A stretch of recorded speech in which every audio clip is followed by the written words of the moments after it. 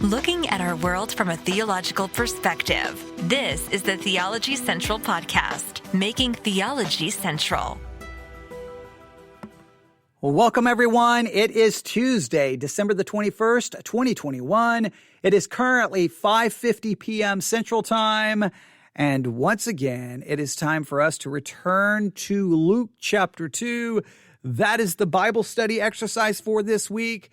Luke chapter 2. We haven't made it really far. We've only dealt with really one major issue, which is really kind of a detour and really it's a side issue. But when I get it, your emails really determine what I talk about, right? I hate, sometimes I love that. Sometimes I hate that, but I always try to follow that rule. Hey, if that's the issue everyone wants to discuss, then that's the issue I have to discuss. If everyone wanted to discuss the fact that I said Joseph followed a government mandate and that bothered everyone, then I have to deal with it. And if your attack or correction to Luke 2 and Joseph following government mandates was to point to situations where they didn't follow the mandates, but then you leave out the fact that they didn't because of direct revelation from God, I have to at least point that out. I think that's what I have to do. So I took the time to do that.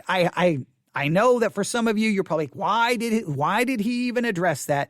I know that, but it's just, my rule has to be, if you email me, then your concerns have to be addressed first and foremost. This is a ministry not for me, it's a ministry for you.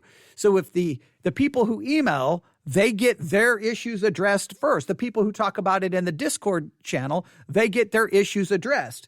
So we have a big historical issue with Luke 2 that we have to talk about. And I'm saving that when I have more time. But for now, we're going to go to another email that I received.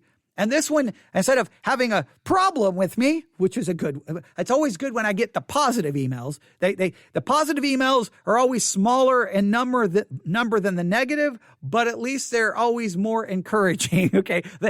They cancel out the negative ones, but I got one today. So here's what we're going to do. I'm going to present this as almost an assignment, right? I haven't given you any assignment. So this is going to be your first real assignment in Luke chapter 2. And I want everyone to participate. And I want everyone to determine how does this impact your understanding of the text? Or how does this impact how you picture the so-called Christmas story in your mind? Does this change the way it's been presented? Because this is so very important. When we come to Luke chapter 2, so much of our understanding about Luke 2 is greatly colored and almost clouded by the fact that so much of the Christmas story, in our minds, it's there not so much because of what we've read, but because of so much of what we've seen or what we've heard. Christmas plays, little Christmas pageants, movies, specials, so much of what our minds, we kind of paint a picture, not so much from the text, but a lot from what we've seen and heard, not from what we've actually read or studied. So I don't know if this is going to make a major difference to you, but someone brought it up, and again, they bring it up. So I hope you're ready. So if I think I cut my intro short. Welcome, everyone. It is Tuesday. I don't even remember what I said. It is December the 21st, 2021. And yes, I'm still in the empty sanctuary, Victory Baptist Church, middle of nowhere, Texas. If I left anything out, I apologize. But I want to get to this as soon as possible. And hopefully, because I feel bad because I've spent, 4 hours almost here today, pretty close to 4 hours. And I felt like I've had to deal with more controversial issues, things that make me unpopular, things that make everyone hate me. And I really would like to give people something that maybe they'll go, okay, see, that's why I like you sometimes. Okay. I want to be able to get at least one positive email today. I want one positive email before the day is over. That's all I'm asking for. Just one positive email. Okay. I'm not even asking for a donation. I just want one positive email. Maybe this one will produce a positive email. All right. Are you ready? Here we go. Here is the email. All right. This was sent at 2:45 p.m. this afternoon. Man, I've been here at the church for a long time today. All right, here we go. It says this. I just taught Luke 2 at Sunday school last week. All right. Well, that's cool. That's always awesome. I always love hearing what people teach. I love when people listen to this who are teachers and then they tell me what they teach. I like to hear what they taught and how they approached it and anything along those lines. All right. So he's teaching from a certain, for using a certain basically curriculum. I'm not going to name the curriculum or anything because I don't want it to be, someone from that church going, oh man, I heard, so I'm just not going to give any information there. They go on to say that this curriculum, they point out how there's no mention of an innkeeper, but every production of the birth of Christ has an innkeeper. I went to a Christmas Eve service at a local Baptist church 2 years ago, and they even had someone dressed up as the innkeeper to tell his account of that night Jesus was born. Whoa. Okay, now wait a minute. He's right. Everyone hears about the innkeeper. That mean innkeeper told them that there was no room, that turned them away. I've seen it. I've seen it in a Christmas movie. I've seen it. Okay. I've seen it in a Christmas play. I've seen it in a Christmas pageant. Wait, don't mess up my understanding of Christmas with facts. How dare you? We want Christmas to be this picture. So does this change your ideas? And let's go through this. Let's see what they have to say here. I'm sure you've already have studied this. Now, this is very important. Okay, I'm going to be honest with, I don't think, I could be wrong. Now, I do a lot of preaching and a lot of teaching. So sometimes people will say, hey, you studied this. And I'm like, did I? And they say, you taught this. And I'm like, did I? Okay, I don't remember. Okay, there have been a lot of hours of preaching and teaching. Okay, you look at just how many hours of content has been produced just here for the Theology Central podcast. I hate to admit this. I can't remember everything. Okay. I'll get an email and they're like, I can't believe you said this. And I'm like, I don't even know what the person is talking. I'm like, what program? What? And they're like, this program. I'm like, you do realize that was 50,000 hours ago of broadcasting. Okay. So can we put this back in context? And then sometimes I have to go pull up the audio and go, well, I didn't actually say that. Or well, you were right. I said that. And well, I don't believe that anymore. And I'm sorry. Sometimes I have to say that. But so I don't know if I've ever studied this. I'd have to ask the people in my church if I have. Well, they don't remember everything I've studied. Never mind. I'm not going to ask the people in my church because then they never remember anything. So let's not do that either. I don't know if I have. So so there's a good chance that you're bringing something up that if I have studied this, I think I have completely forgotten it. Here we go. It says, I'm sure you have studied all of this. The Greek word for in is only mentioned 2 other times in the New Testament, and both times it was referring to the guest room where the disciples have the Last Supper. So the translator's decision to use the word in did a lot to shape how we view that night. We all grew up thinking that Mary and Joseph ride in on donkeys and arrive in Bethlehem just in time for her to go into labor. And they rush to find the inn, only to find out that it's full, so they go to the shed barn out back. But if they had used guest room and the translation, we might have come up with other images. Plus, the Luke account reads as though they were already there when the days were accomplished for her to give birth. The curriculum they're using also points out that there's no mention of angels singing when they appear to the shepherds, yet all the hymns tell of angels singing. And the account of Simeon, and I heard MacArthur point out that you could tell from the gift that Joseph and Mary offered, turtle doves, pigeons, which I think is defined in Leviticus 14 as a gift you offer when you're not financially able to afford the other sacrifice that was commanded, which gives you an idea that they had not yet been visited by the Magi who brought gifts which could have financially supported them during their time in Egypt. Those are all some interesting points. But granted, I understand all of that along with comparing. Okay, then they go on and talk about some of the government mandates things, and I'm not going to get into all of that. So here's the question. In fact, I'm going to go to Luke chapter 2. I'm going to do Luke chapter 2 here really quick. I'm going to give you some assignments to look up here. Luke chapter 2. Let's start reading in verse 1. Luke chapter 2.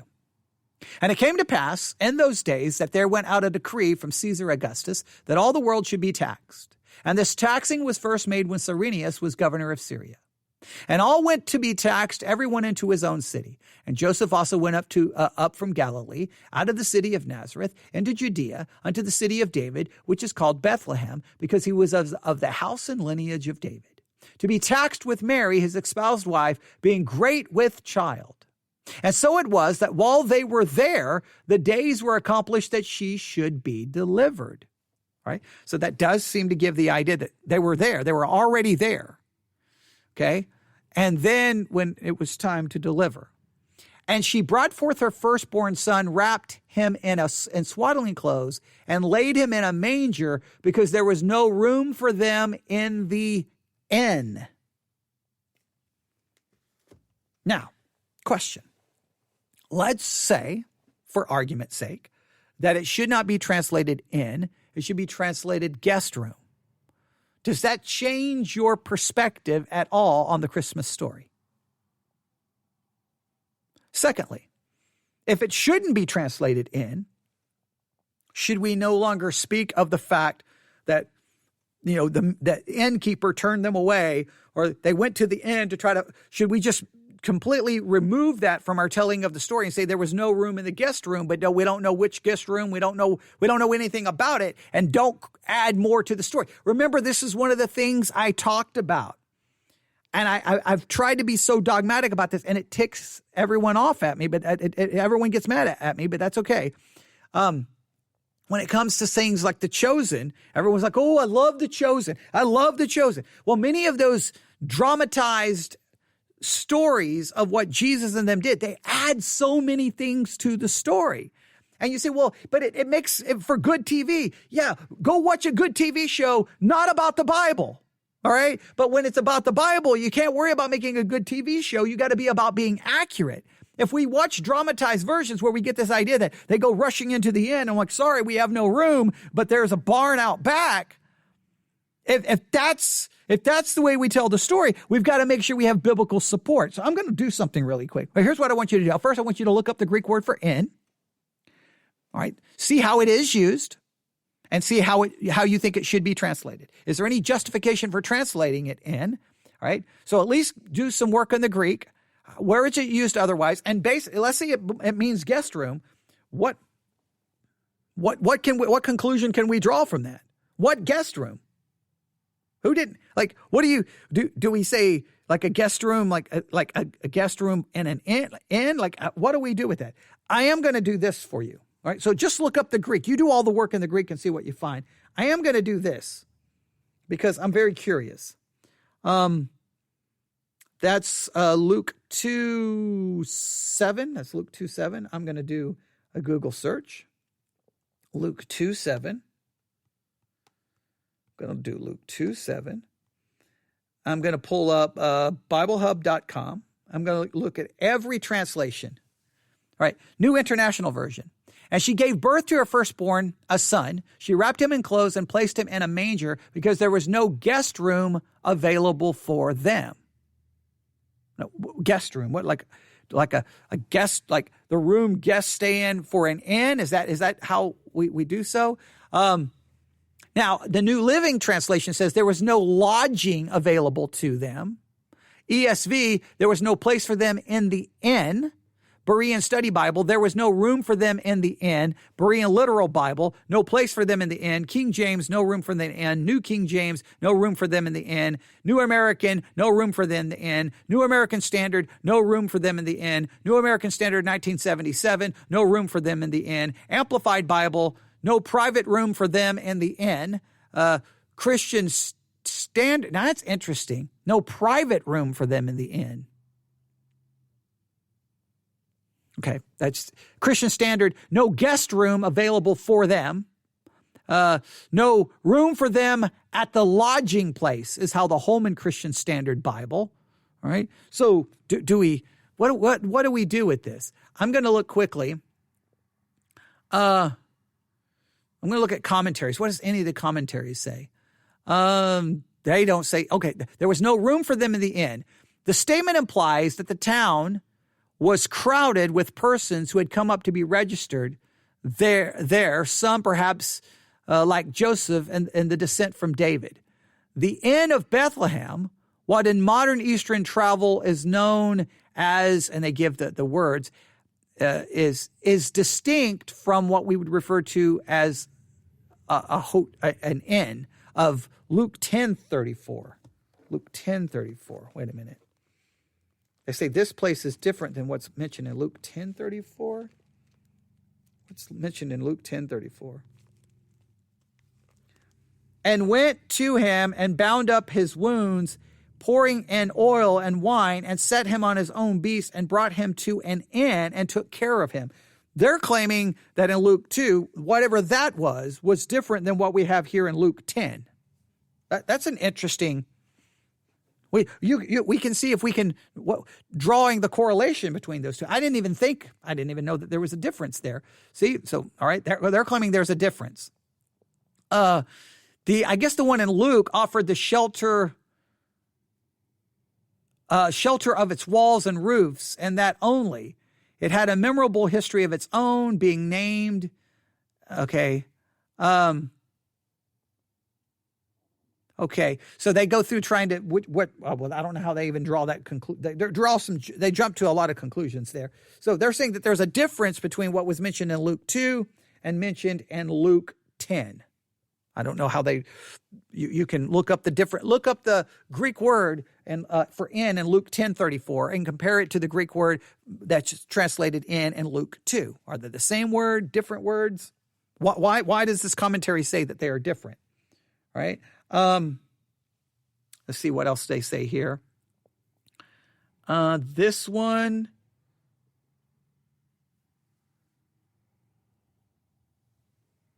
Okay.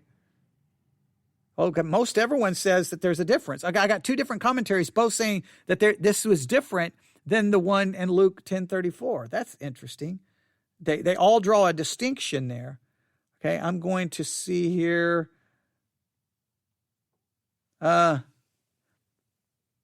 Now, there was no room for them in the inn may also mean guest chamber, as in Luke 22:11. But according to this commentary, but inn seems to be the right rendering. There is another word for inn in Luke 10:34, which implies an inn with a host.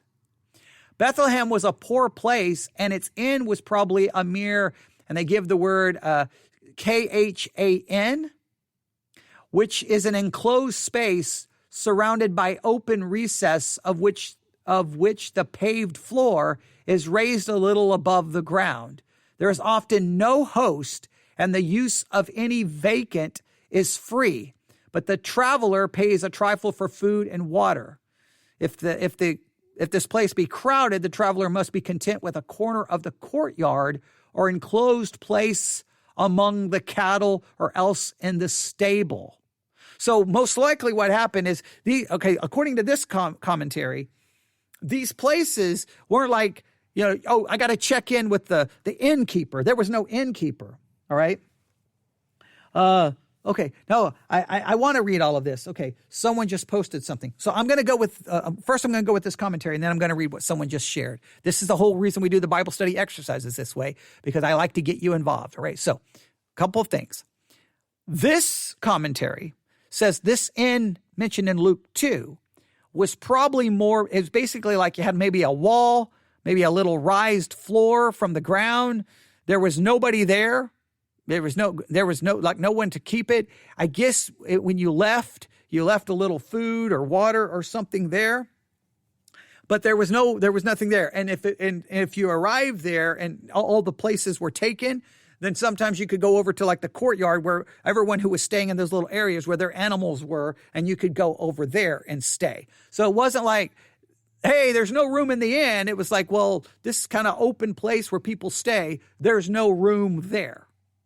They're saying that that's more what it was. It's not the idea that they tried to check in at the hotel and there was no room for them there. And so that the mean guy didn't try to make provision for them. There was no one to talk to. They showed up and like, oh man. It's like, okay, there's no parking lot here. Okay. Oh, wait, over there. Okay, there's a place over there. That is what they are talking about. Now, someone just posted. Hang on, let me go to, let me pull it up. I'm going to pull it up on my iPad. I got to turn down the volume or it's going to start you're going to hear me talking. All right, here we go. I'm going to open up the chat. All right, here we go. Someone posted this.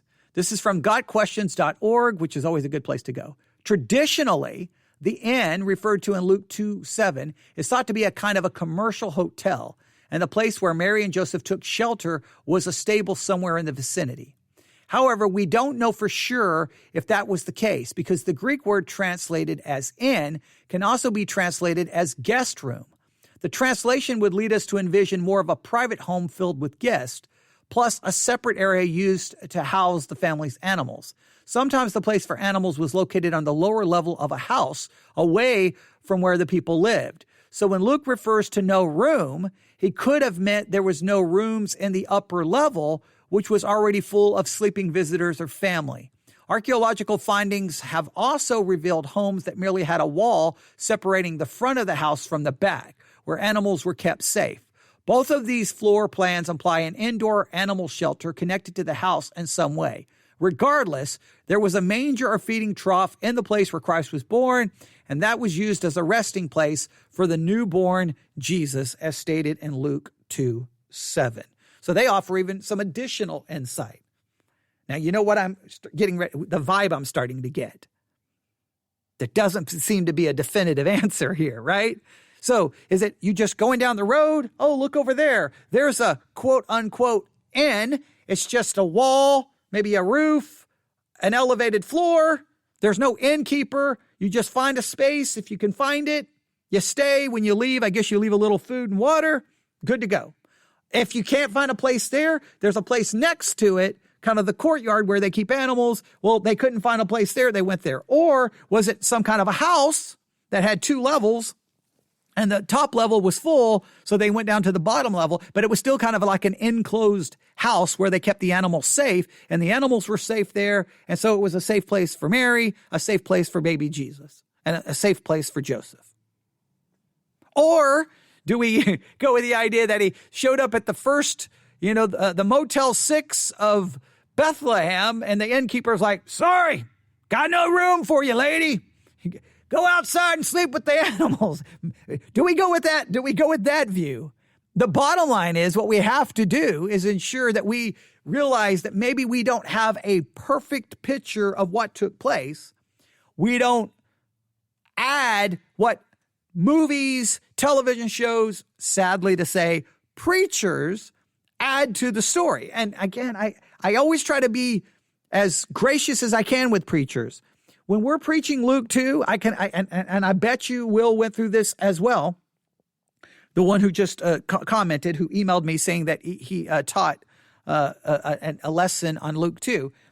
I bet you anyone who's ever taught Luke 2 or preached it, as soon as you open it, you're like, oh man, everyone knows this story backwards and forwards, upside down. How am I going to approach this in a way that I can at least, I can get from a glazed over look to halfway engaged? How can I do this? And one of the go-to ways is, all right, everyone, you know the story. Now I'm going to tell the story, and you try to tell the story and add a little bit of human emotion and dramatize it a little bit. But the only good thing is you may tell a great story, but the great story may actually not be accurate. Now you may get the approval of everyone listening going, oh man, you really made that come alive and you really made me feel there. And that was really great. Yeah. The only problem is now you just confused everyone. So sometimes you have to go for accuracy instead of a good sermon. That's one thing I've learned. What's more important, a good sermon or actually teaching the Bible? They don't always go together. Sometimes teaching the Bible doesn't make a good sermon. In other words, it's not all nice put together and you've got that great introduction and you've got your 3 points and that emotional conclusion. Sometimes a good study is you're just digging in, working through the text. Now, I want you to work on the Greek. You can work on the Greek there. And I purposely didn't give you the Greek word. Will, and what he sent, there was the Greek word, and some of the other things. I've avoided some of the Greek words because I want you to look them up. Look, what you may want to do, a couple of things. You may want to look up the word in and see how many different places it appears, and then how many different Greek words are used. All right? Because it appears that the word in appears at least a couple of times. Even in Luke, I think maybe 3 times in Luke. No, I think 2 times in Luke, and in 1 time it's translated guest room. I think so. So you may want to look up in and look up guest room, right? And then see what the Greek words are for all of them. For every time the word in is used, which Greek word is used? How is it different? See what the interlinear has to say, whatever lexicon, concordance, whatever you have, see what they have to say, and just see if you can figure out exactly where in the world was Mary and Joseph staying when she gave birth. Exactly what did it look like? And if you cannot be dogmatic, then let's say we can't be dogmatic. Let's just not paint the picture that's not accurate. And if it ruins our Christmas story, it ruins our Christmas story. But accuracy is more important than a good sermon. It really is. And I'm so thankful Will brought this up. I would not even have brought this up. I would not even have mentioned it. I may have even been guilty of maybe trying to do a little devotional message about there was no room in the inn. I may could have even fallen into that trap. So I'm so glad that Will brought this up because it gets us all a chance to really dig into this. So look up the Greek for the word in Luke 2. Look up just the word in and see any other places it's used anywhere in the New Testament. Does it use different Greek words? Look up the word guest room. Look up what the Greek word is for guest room and just see if you can kind of piece together what in the world was going on here. I'm just going to see now that I'm thinking about it.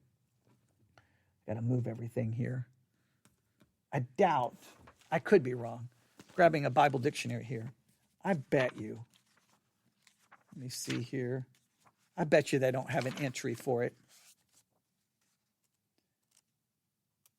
I bet you they don't. Let me see here.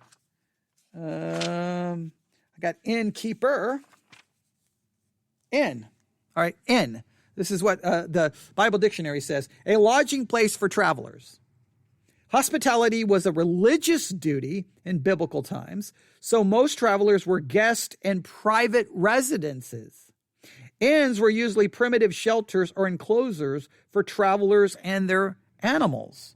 So in other words, there's a good chance that when it says an inn, that typically it shouldn't be translated inn, it should be translated guest room, which would go with the idea that most likely they were staying with someone they knew, but there was no room where they were staying, so they had to go down to where like if you go with that 2-story house kind of idea, that the lower level was an enclosed shelter for the animals to make sure they were safe, so that there was no place for them upstairs, so they stayed downstairs where she could have the baby and be safe. That seems to be a better idea because they said it was a religious duty to practice hospitality. So they may have been with a place where they knew people, related somehow, and, well, they didn't have enough room up there for her to have a baby, so she went downstairs. So it's a completely different concept. It's not like that they were turning them away. They probably just didn't have enough room. Or if you just go with this little open area concept, it wasn't someone turning them away. There was just no place for them in that little open area, and they went over to where the animals were, which again would have been probably put in a place where the animals would have been protected and have been a somewhat safe area. Not saying it was the most glamorous. I'm not in any way saying it takes away from the fact that it pictures the humility of Christ coming and being born that way. It's still a beautiful picture and image, but it just may be a little different than we typically tell the story. All right. If I remember back to the Bible, they did this a long time ago. They did a Christmas one year for Christmas. They did each episode for Back to the Bible Radio. It's no longer what it used to be, but each episode was like the Christmas story from someone's perspective, from Joseph's perspective, from Mary's perspective. And I'm almost positive they did one from the innkeeper's perspective, which of course, all of that is just conjecture. I mean, they just made up all kinds of garbage in it. But it was, at the time, I thought it was cool. Now, later on, I realized, wait a minute, they're adding to the Bible. At the time, I just thought, oh, this is so awesome. It's on Christian radio. And then I realized, the last place you want to learn Christianity is from Christian radio. You have a better chance of, you can learn Christianity anywhere else than from Christians. Okay, that's a little harsh. All right, but there you go. So do your work on the word in, and what do you think? What did you find? What do you discover? And let me know. It will be interesting. I haven't checked to see if the curriculum mentions it. So if anybody has a chance to check the curriculum, and let me know. Those who are part of the Discord Bible study or Discord Theology Central group, by all means, start posting away everything you want, everyone want. And anybody's listening, you want to join the Discord group, theologycentral.net. I have not deleted the blog post. I'm only keeping it there for a little bit longer. It's just giving anyone a chance to join. We're gonna control how many people are a part of the group, and that it doesn't turn into some free for all and crazy and yelling and debating and all that stuff. So, but if you want to be a part of that, then you can be a part of this discussion and any of the other discussions that we've had. We're still worrying about, wait a minute. So when did this taxation happen? Wait, Josephus says one thing. Luke seems to be saying another. Is there a contradiction? We still got to work on that discussion as well. But for now, Jesus was born in a where? There was no room for him where? He was born in a manger. What exactly was going on? Let's see if we can figure that out. Right now, we'll just focus on inn. We could focus on manger. But I think once we figure out what the inn was or wasn't, we get an idea of this guest room, wherever they end up. I think we get it all fits together. So, but there you go. All right. Now I'm thinking we should have probably broken it down. What I probably should have done, I'm almost kicking myself. Manger, inn. Let's go ahead and just add this. Look up the Greek word for inn, what it was, what it wasn't. Let's see how inn is used elsewhere. Look up guest room. Try to understand those Greek words. And then manger. What exactly was the manger? What exactly did it look like? Well, if the inn was a guest room and there was no room in the guest room and they ended up in the manger, what we're figuring out is the manger the guest room would have been like, here's the room in this house where all the people stay. There was no room there. And so the manger was just another basically room in the lower level of the house. So that paints a completely different picture than we typically get. So all of these fit together. So in manger, let's see if we can paint an accurate picture of what exactly where Jesus was and wasn't when he was born. All right. There you go. You can email me all of your thoughts and disagreements to newsif@yahoo.com, newsif@yahoo.com, newsif@yahoo.com. Thank you so much, Will. Awesome that you brought this up. I greatly appreciate it. I hope it turns into a good discussion for everyone, and it helps us get a better idea of exactly what occurred. Because this is so important. While we're trying to figure all of that out, and it is important, let's just not forget that the eternal Son of God was born of a virgin. The eternal Son of God took upon human flesh so that he come to redeem us. And that's the one thing we don't want to miss in all of this as we try to figure out some of these other issues. But we're using the first part of the week to talk about some of these issues, where the later part of the week we can do other things, all right? Now, I will be here tomorrow for a lot of live broadcasting, and then the rest of the week is going to work this way. Wednesday, I will be here. Thursday, I will be here. Friday, we will be here Friday evening, Lord's Supper, where our Christmas day, our tradition is always to meet on Christmas. That kind of got messed up this year. We got people, first responders, people who work in healthcare. They can only be here Friday.